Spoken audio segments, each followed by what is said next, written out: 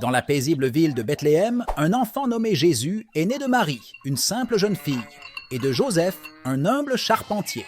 Ce n'était pas une naissance ordinaire. Les prophètes avaient prédit sa venue, le proclamant comme le Messie, le phare d'espoir et de lumière pour l'humanité.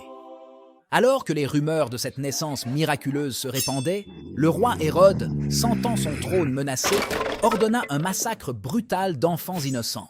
Guidés par des rêves divins, Marie et Joseph s'enfuirent avec le bébé Jésus en Égypte. En tant que garçon, Jésus montrait déjà une sagesse extraordinaire.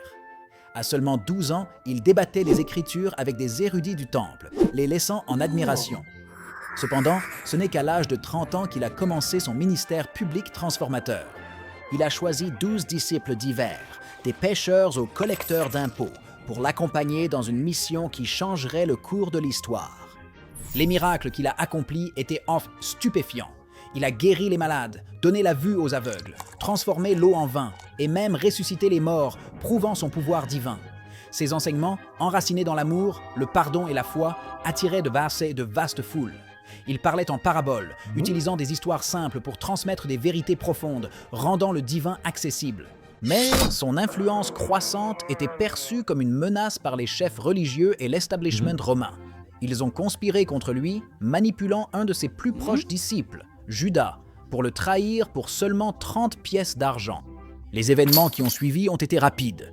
Jésus a fait face à de fausses accusations, a été livré à Ponce Pilate et contre le jugement même de Pilate, a été condamné à mort par crucifixion.